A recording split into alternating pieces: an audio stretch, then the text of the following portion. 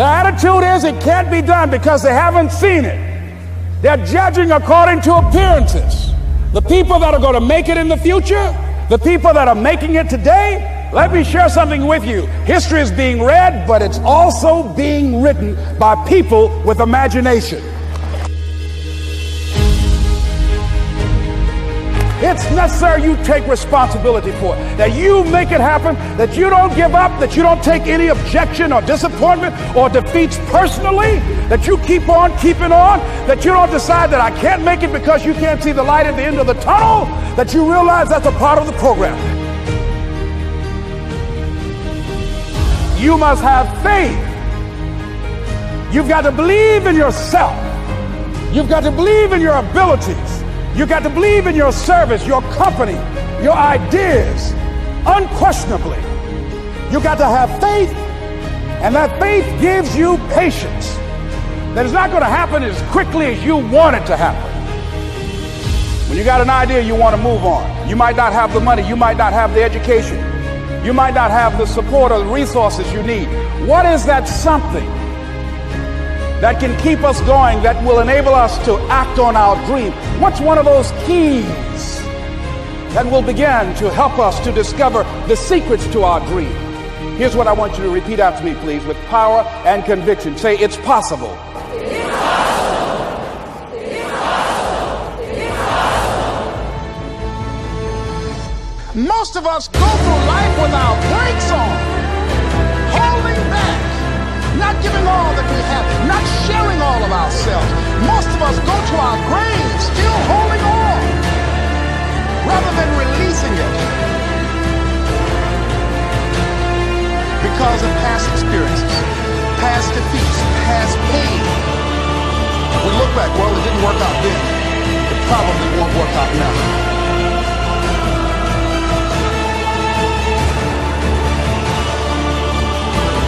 Tonight we were exposed for what we are right now. It means that what I did didn't work tonight. And I've got to separate what I do from who I am.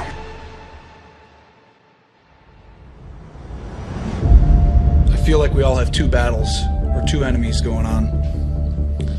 One with the man across from you. The second is with the man inside of you. I think once you control the one inside of you, the one across from you really doesn't matter. And I think that's what we're all trying to do.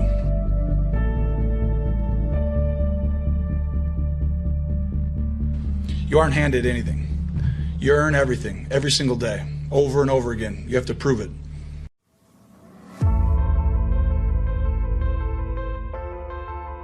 Imagine if you got what you want every time. No struggle, no hard work, no challenges, no hard work required.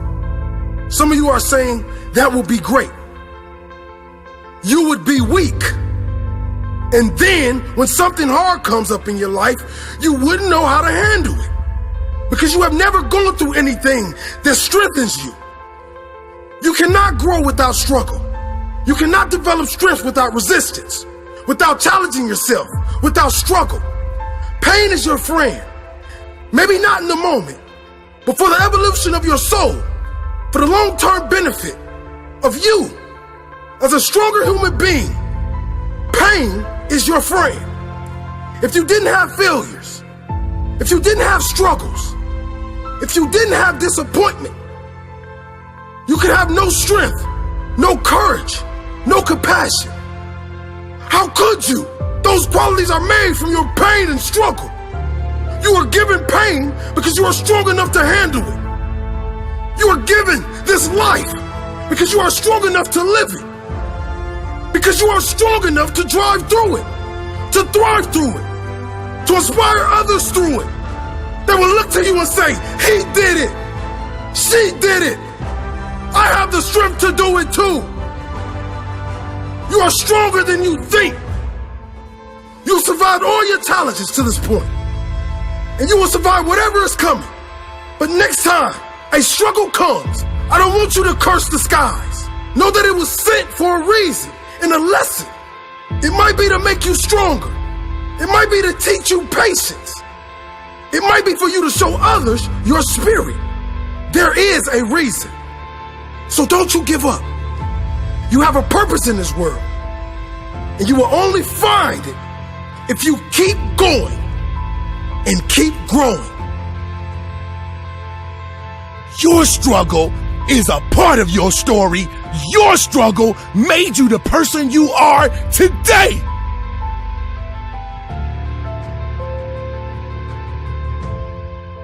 Your struggle is your life. Your struggle is your gift. See, many people look at struggle like it's a bad thing. Your struggle will be the gift that the world falls in love with. Nobody wants to hear the story of the man that was given everything. People want to hear the stories of men and women that endured pain and turned their struggles into a gift. Do you want people just to feel sorry for you? Or you want people to look up to you? Do you want to be a legend? Because legends are born in the belly of struggle. Fear is only a fictional movie, but reality is the struggle. Reality is the struggle. So take the struggle and change your reality. Because the whole time you were thinking that your struggle was holding you back, it was really giving you the tools to become one of the greatest. No more second guessing. No more blaming others for the problems you have in your life. It's a new day. This is my one-way ticket to my dreams. Your struggle is your gift.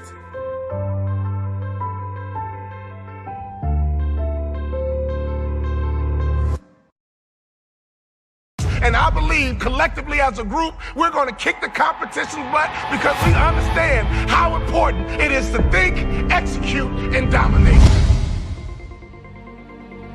Suck it up. Get tough. Suck it up. Get tough. People want to have success. People want to make a lot of money, but they want it to be easy without any challenges. Do you think it was easy for me to become one of the top 450 basketball players in the world that you never heard of? The only way I made it to the NBA is I was fundamentally sound, I was mentally tough, and I never quit.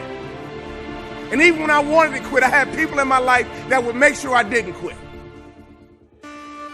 I hired and set out the top 10 motivational speakers, watched all their videos, and I watched them one by one because I understand that if I pay attention to what the best are doing, I could be the best too. I watched game film on Michael Jordan. No matter how much I watched, I couldn't do what Michael Jordan could do. I would watch Magic Johnson. I couldn't do what Magic Johnson would do, but I sat there and had these videos. I watched Les Brown, Zig Ziglar, Tony Robbins. My wife was scared. I was scared. I called into my office and I said what husbands say. I said, babe, we're going to be okay. Every month the checking account was dwindling. I said, babe, we're going to be okay. Let's start a motivational speaking business. I go to Jerry Sloan and I say, Jerry, I'm trying to make your team, but since we don't scrimmage, I feel like I can't show you what I can do. Go to Corral, hear me clearly, listen to his answer, and it will unlock some mysteries as to how you become the best in the world at what you do over a long period of time. Jerry, I'm trying to make your team, but I feel like I can't show you what I can do. He says, Walter, I already know what you can do, but if you want to make my team, I suggest you listen, follow directions, and execute. Listen, follow directions, and execute. What I didn't realize, even though we didn't scrimmage in practice, throughout practice, we did drills, and he created what I call habits and rituals. Every single day, practice was the same. Every single day, we drilled on fundamentals. Every single day, we worked on habits and rituals. So even though my mind was floating, even though I was selfish and self-centered, he was conditioning me into the culture through practice of habits and rituals. The reason why I tripled my NBA income in 3 years is because of habits and rituals. Next year, if your name didn't get called to come across the stage, I'm here to tell you they will call your name next year if you go back home and execute habits and rituals. I wanted to scrimmage for me, but Jerry Sloan was getting me ready to play for the Utah Jazz. So every day it was about habits and rituals. Having hot food is about habits and rituals. Great customer service is about habits and rituals. Being the best in the world at what you do, being a pro, is all about habits and rituals.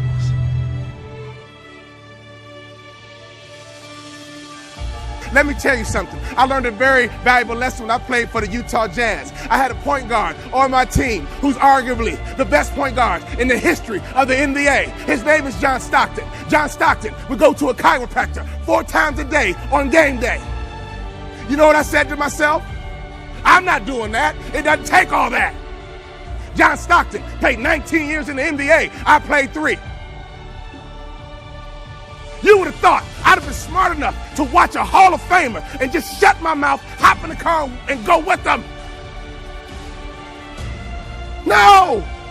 My mind said, yeah, it doesn't take all that. And I would tease him. Man, John Stockton, you OCD or something? Why are you going to a chiropractor 4 times a day? He swore by his chiropractor. That man played point guard in the NBA until he was 40 years old. And he didn't retire because he got slow. He retired because he refused to wear baggy shorts. He loved his Daisy Dukes.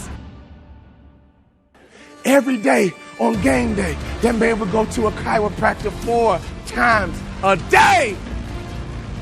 And in my immature basketball mind, I would say, it doesn't take all that. I don't need to do all that. I'm an award-winning motivational speaker because now I pay attention to details.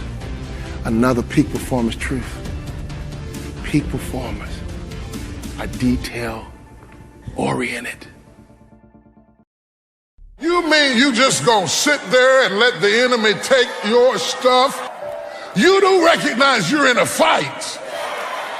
See, because most church people don't know that they're in a fight. They've been saved, but their mentality is so carnal that they just think stuff happens. Nothing just happens. Everything came from somewhere. Everything had a genesis. Everything had a beginning. It didn't just happen. That thing was sent against you. It was sent against you. I don't care what the doctor says, what the nurse says, what the bookkeeper says. I don't care what you read in the Wall Street Journal about the economy. The devil is a lie. That spirit was sent. And you sitting up here with your dressed up self, acting like, well, whatever happens, happens. The devil is a lie. The devil is a lie. You have accepted some things as normal and adjusted your way of life to accommodate something that was never meant to be. You mean you just gonna sit there and let the enemy take your stuff, take your life, take your family, take your son, take your daughter, take your grandkids? You're just gonna lay back and let him have your job, have your influence, have your business? You just gonna hand it over without a fight? You're not gonna fight or nothing. You're not gonna do spiritual warfare. You're not gonna fight in the spirit. You're not gonna go into the end. You're just gonna let him have your territory. You better fight for your territory. I don't care what it is, your legs, your arms, your toes, your kids, your company, your finances. I don't care what it is. You gotta fight for your territory. You have to fight to keep your eyesight. You have to fight to keep your energy. You have to fight to keep your movement. I mean, you have to fight for stuff that you used to take for granted. My God, do you hear what I'm saying to you? I say, I will fight. Don't you think for 1 minute that I won't fight. Don't you think I won't fight. Just because I'm 12 don't mean I won't fight. David was a boy when he killed Goliath. Don't let the fat fool you. I'm fat, but I'll fight. I'm gray-headed, but I'll fight. I'm a woman, but I'll fight. I'm an old man, but I'll fight you right now. Oh my God, I mean, I'll fight you right now.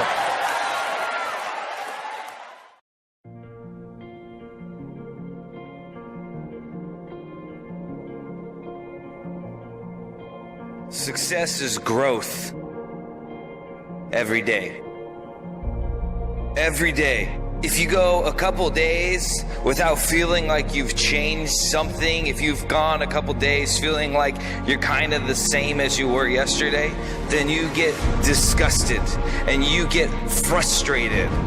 Like a man who hasn't had a meal, you get frustrated and you desire that growth. So why haven't I grown today? Why didn't I grow yesterday? What kept me back? Did I go back into some sort of comfortable pattern? When you're in the gym, don't count your reps. Just push until it hurts. And once it hurts, then start counting your reps. That's why when they asked Muhammad Ali how many push-ups he does, he said, I don't know. I only start counting when it hurts. So that's how we grow. That's how we succeed. As we push and push and push and go, and once it starts hurting, once the resistance starts coming, that's when we start counting. That's when we start to matter. So don't dodge the fear, don't dodge the pain, don't dodge the resistance, don't dodge the attack that is coming against you. Look at it with opportunity. Look at it as an opportunity to find victory. Victory is found in the struggle. The struggle is not to be avoided. The struggle is to be confronted. The struggle is to be welcomed with joy. That you finally have an opportunity to show God, to show the world, that you're ready for this fight. That you know you got your eyes on the prize. You know what your goal is. You know what your dream is.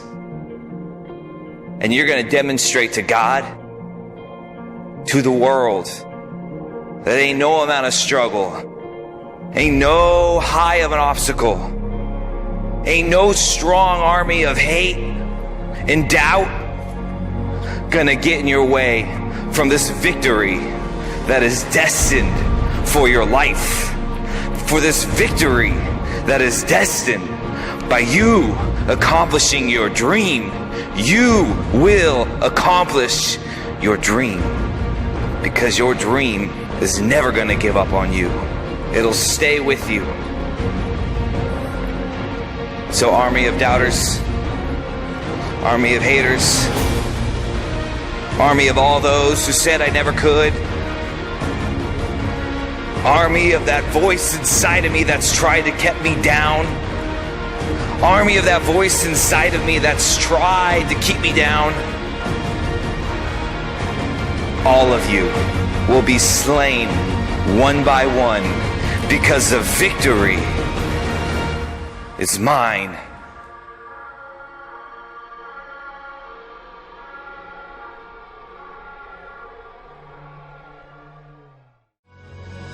What the enemy shouts is weakness is actually your weapon.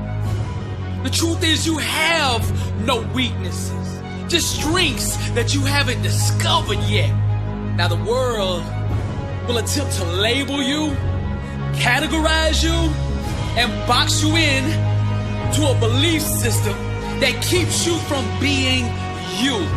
The enemy wants you to fall in line with the rest of the sheep he's already mastered and send you off to the slaughter, where beautiful dreams are castrated and beheaded on the chopping block of imitation. The only way to survive and thrive is to be yourself at the highest level. You must create, perform, and build your success on a foundational belief that what God put in you is enough. Truth is the new black, the couture for greatness, and you are enough. Staying true to yourself, keeping it real, Being authentic has more power to change the world than all the leaders and politicians combined. See, that's the secret. They hope that you don't find that out. Lies. The market already has enough of those poor little sheep. What the world seeks is exactly what you have to offer. The more deeply you create from the inner depths of your true identity, the more success will stalk you. Set yourself on fire and they will come from miles to see you burn. Your smoke will be like catnip to the masses. They will flock to you. They will submit to your lead in massive numbers. There's nothing more sexy, more seductive than a person comfortable in their own skin. That's the place that you have to create from to be successful. You gotta be willing to get on the world stage, to strip down until you're emotionally naked, unrestrained, completely exposed, and dance with originality. Paint, draw, sing, design, produce from that space. That's the place, the factory, the holy land that has produced all the greatness the world has been so honored to experience. So I'm here to tell you right now that you are enough. That's the secret. Truth is the new black. I've enjoyed convincing you that you're nothing, you're never gonna be nothing, you came from nothing, and you'll never get out. You'll never be loved, you'll never be happy, you'll never be blessed, you'll never be free, you'll never get yourself together, you will never be nothing. I've enjoyed attacking him. As long as you stay over there and this stays over here, everything will be all right. But the moment you try to break away from where you came from and take over new territory, that's when all hell breaks loose in your life. What you fighting didn't start with you. Go back in your family. That devil's been in that territory for a long time. He doesn't want to leave the region. That devil isn't interested in you. He's interested in your territory. He's interested in your region. He's after your turf. He's after your stuff. There's something that you have that he wants, and he doesn't care about you. He says, I can use her. I can use a pig. I can use a goat. I can use a dog. I can use her sister. I can use his brother. I can use somebody close to them. It sounds like somebody else in here has some lying voices whispering in your ear, telling you what you can't do and what you can't be and what you can't have. And if you don't do it with me, it can't be done. The devil is a lie. You need to abort every voice that says you can't do it, you can't have it, you can't be it, you'll never get up, you'll never survive. The devil is a lie. Abort that thing. Push it out. Or it ain't gonna be no Holyfield fight dancing around. Oh no, I'm gonna bite you, I'm gonna kick you in your eye. I'll fight like a wild animal. I didn't come this far to let you take my stuff.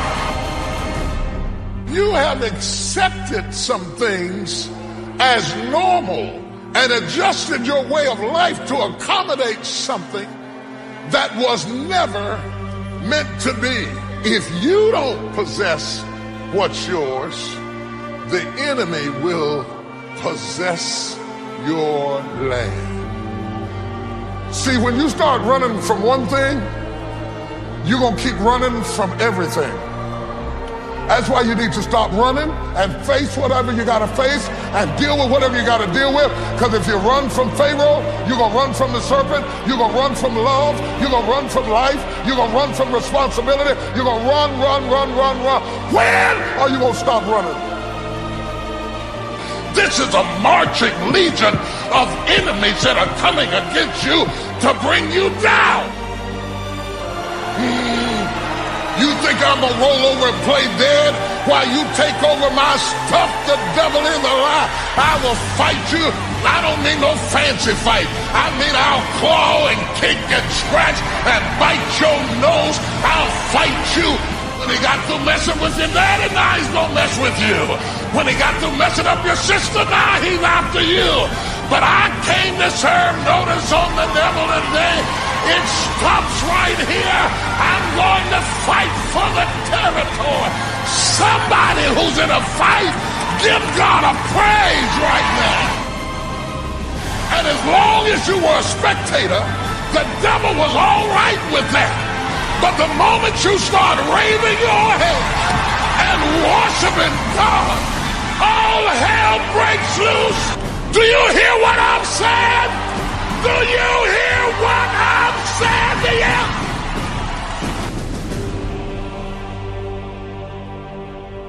you? You got to hear this.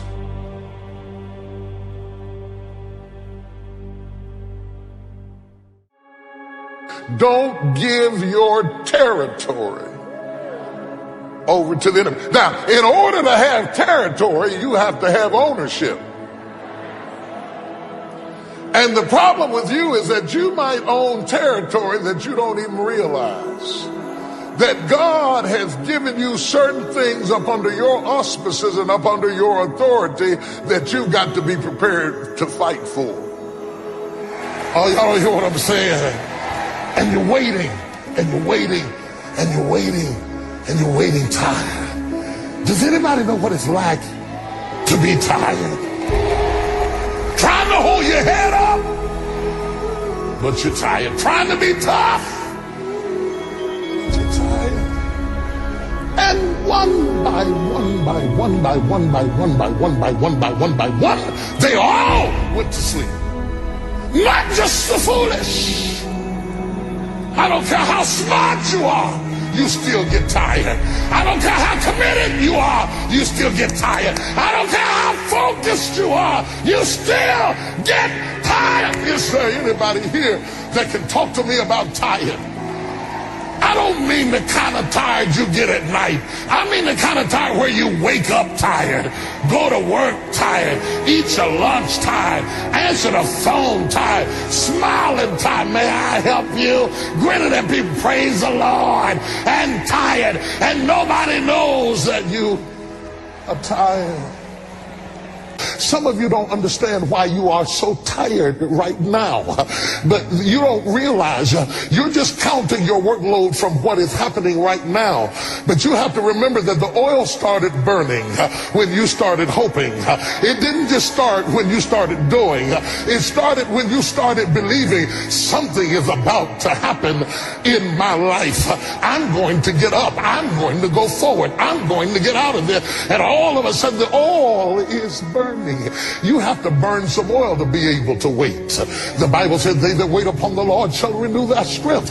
They shall mount upon wings like eagles. They shall run and not be weary. They shall walk and not faint. You have to be tough to wait.